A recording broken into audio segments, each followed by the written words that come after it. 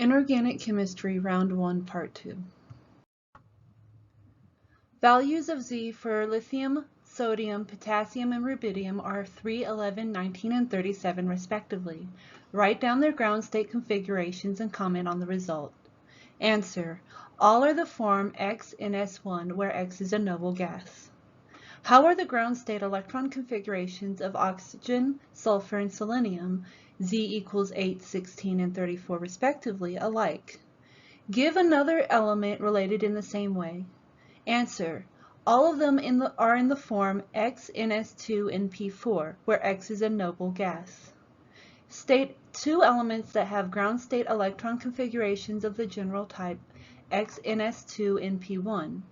Answer: any two elements from group 13. A basis set of orbitals is composed of those which are available for orbital interaction. Arsenic is a monotopic, which means that it occurs naturally with only one nuclide, and the atomic number and mass number of arsenic are always the same for different atoms. In a trigonal bipyramidal species, stereoisomerism arises because of the presence of axial and equatorial sites. Why is there a decrease in ionization energy 1 ongoing from potassium to rubidium?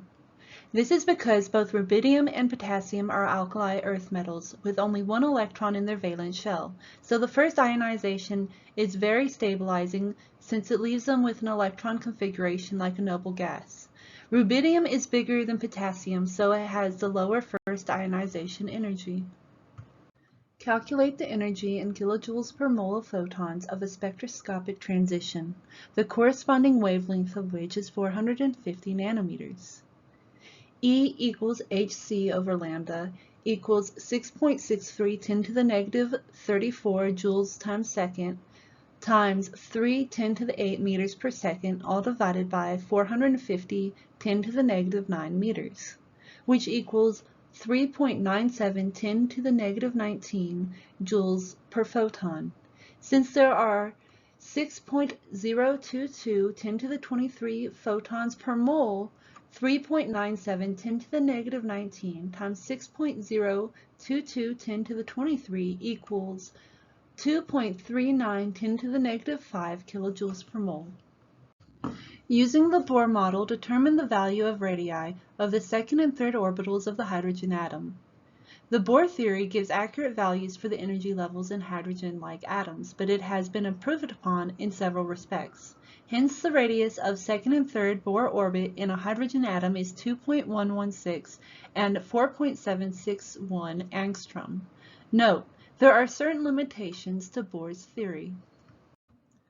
Although O2 is paramagnetic, valence bond theory results in a prediction that is diamagnetic. Explain why this is the case.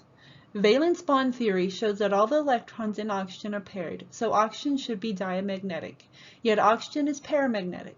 The last two electrons go into separate degenerate pi orbitals according to Hund's rule. Thus, oxygen has two unpaired electrons and is paramagnetic. Due to the presence of two unpaired electrons, we can say that oxygen molecule is paramagnetic in nature. The reason why oxygen is paramagnetic is because of the presence of two unpaired electrons, which is proved by MO theory. Does valence bond theory indicate that the diatomic molecule He2 is a viable species? Rationalize your answer. Given the principles of valence bond theory, the absence of unpaired electrons and the lack of available atomic orbitals for effective overlap in helium atoms would suggest that it does not form a stable covalent bond, and the molecule is not considered a viable species according to valence bond theory alone.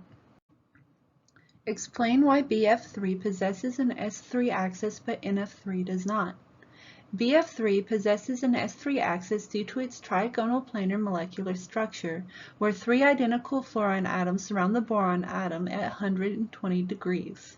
In contrast, NF3 adopts a pyramidal molecular shape because of the lone pair on nitrogen, disrupting the required symmetry for an S3 axis. Why do CO2 and SO2 have a different number of degrees of vibrational freedom? SO2 has a lone pair and CO2 does not. The number of vibrational degrees of freedom is 3n-5 for a linear molecule and 3n-6 for a nonlinear molecule. Give the structures of the following molecules. BCl3 is nonpolar. SO2 is polar. PBr3 polar. CS2 nonpolar. And CHF3 is polar. Explain what is meant by an infinity-fold axis of rotation. Those with identical ends, such as H2O2 or HCCH, these molecules have an infinite-fold rotation axis.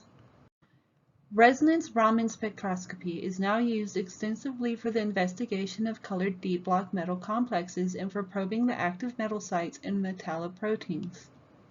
Electronic spectroscopy is concerned with transition of electrons between energy levels and covers both absorption and emission spectroscopies.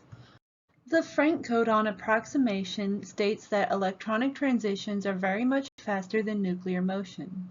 Thus, an electronic transition occurs without any significant change in the position of the nuclei in a molecule, giving rise to a so-called vertical transition.